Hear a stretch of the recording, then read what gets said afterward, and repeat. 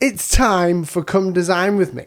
Hey guys, what's going on? It's me, Paterson, and welcome back to a new video. Now today is the second episode of season 2 of Come Design With Me, which is a logo design, graphic design and branding challenge that I've set. If you're new around here, basically in the last video I showed you the brief for Come Design With Me, and I showed you that you're working with a company called Paterson, which is kind of like a payment company online that needs branding because their logo and the whole brand is pretty bad. And if you've applied to be on Come Design With Me, you probably have received an email. If not, check your mailbox right now, because you got an email from a woman called Wilma.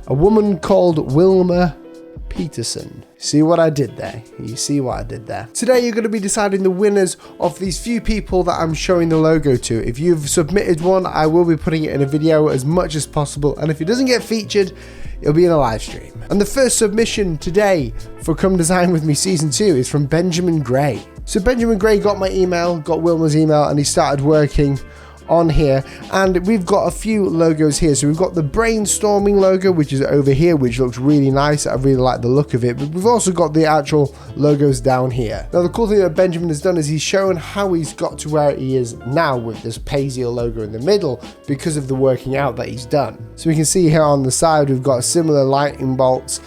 Zeal meaning energized. Now, if you guys don't know, zeal actually means enthusiasm, like a ridiculous amount of enthusiasm. So energy, enthusiasm, which is good because in the brief, I never really stated it to see what you guys thought. So first things first, this logo, it looks professional. The color is really nice. It's in this negative sort of color, which is like, you know, white on black with a really nice blue color. Now, a lot of people will be choosing blue colors for the logo because it's a color choice that many people in the financial industry like to use. So here we've got Paterson with the lightning bolt in the middle, which is cool because it shows energy. And then I think we have a custom type everywhere else. I'm not too sure about it, but it looks really nice. The only thing that I would suggest, Benjamin, for this is to maybe stop the rounding. Now, companies don't really want rounded corners. We want to be trustworthy, and these rounded corners don't do your design justice. By the rounding corners, I mean the corners like over here that we're seeing. These round corners,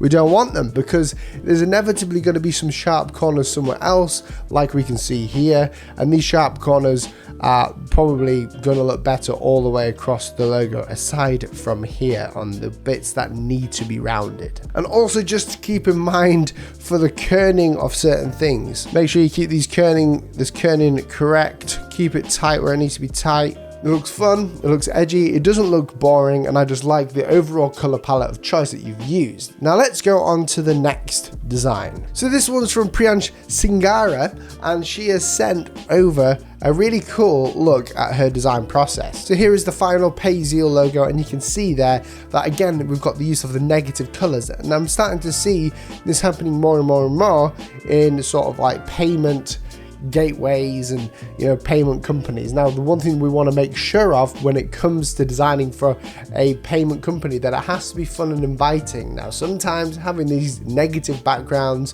not just the actual attitude of negativeness or negativity, but the color, the black color, we want to make sure that that doesn't put anyone off. So we've got this icon here with Paterson at the bottom. Now let's go through the workings out. How did she work out how to do this? So right here we've got a flag, which I guess is the P. We've got the Z, which is the Z for Paterson, and then that equals this. Now I can see exactly what you're trying to do here. Priyanka, because you've done a lot of the working out in this file, it makes it a lot easier for me to help you. So the P and the flag, I don't understand where the flag comes from. Now, it would be okay if it was an actual P. I understand that the flag looks like a P, but what does it mean? What does the flag mean as a P? And that's what you've got to show me.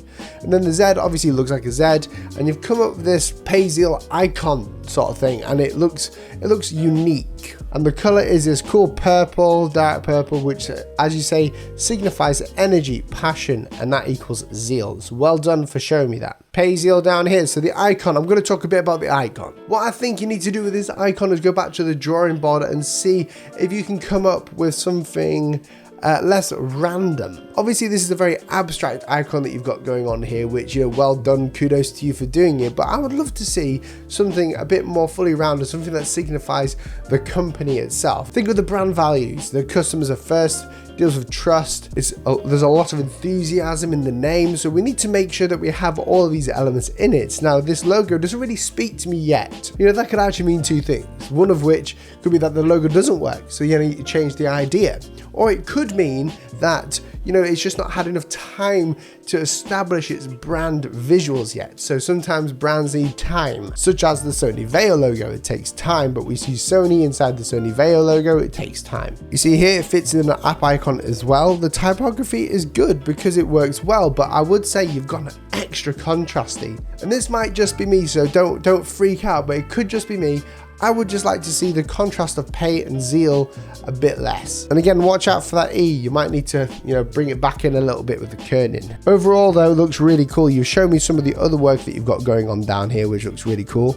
This next design is from Emmaus Graphics. Now, as everyone should know, when you're sending in a design, make sure you outline all the fonts. Even if you know that I've got the fonts, it might not be installed on this computer. As a result of not doing that, I can't see the fonts and no one else can either. So I'm only going to be able to sort of critique and look at your submission on the icon. So here is the icon itself. This looks really clean and elegant, but it's missing a few things. What I love is that you've gone ahead and shown me and you've suggested to me, the viewer or the client, that it's about taking the denomination of money and then taking the actual Paterson logo and just shoving them together, which is a great idea. But the problem is that it looks like a denomination of money. So it looks like a microcurrency, or it looks like, a cryptocurrency, whatever you want to call it. Now, I might just not know enough about it, but I would stay away from that. But what you've done is different. You've gone ahead and created the logo for Paterson with that.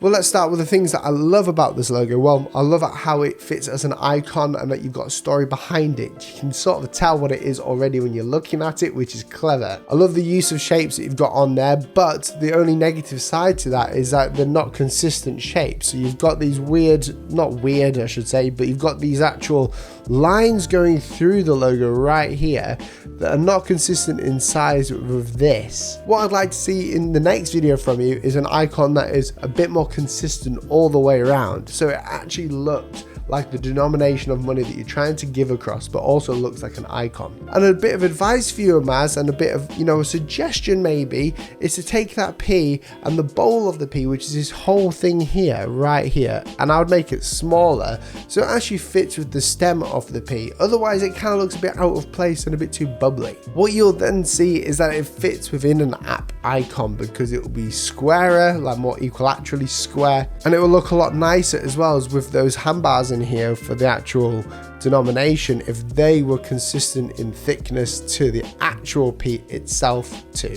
Okay, on to the next one. Now this next one is a bit different because it's not really a submission. This one is being treated like a real client, and it was so unexpected and I didn't really expect it. Dan from Square Eyes Creative, which actually proposed his logo in the last Come Design With Me series, has sent me over a contract and a proposal. So he's really going about it in a real format. And can I say, this proposal that you sent across over here is amazing. You've actually sent out something that looks professional. I love the idea that you're taking your professional skills in proposing to me, Wilma Paterson from Paterson. You've even got a cover letter there, which is super important, and I need to make a video about this for working with agencies and working with companies. And can I just say, Dan is absolutely right to do this. In any normal service that you would do as a professional designer or a creative entrepreneur, you would do a proposal for the person you're going to do work for, which is what's going to help that person know what you're proposing to solve their problems. And Dan seems to have it here. The only other thing is that Dan also asked me to sign a contract. Well, I'm not Wilma Paterson, so I cannot obviously sign this contract, but this is a great way of doing it as well.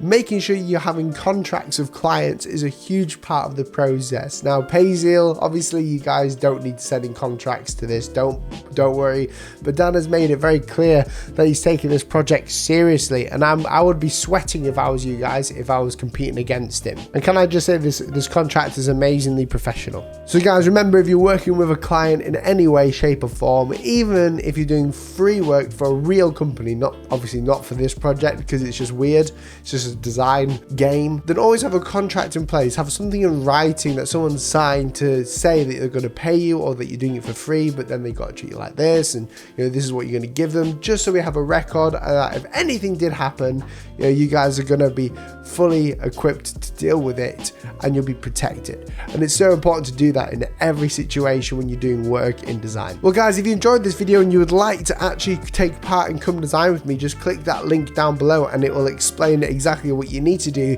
to get your work onto a video like this. And if you enjoyed watching this video and you would like to see more, consider pressing that red subscribe button and turning on all post notifications so you never miss a video like this. Also, if you did really like the video, press the like button. If you hated it, press the dislike button twice, and I will catch you guys in the next video. See you soon. Goodbye.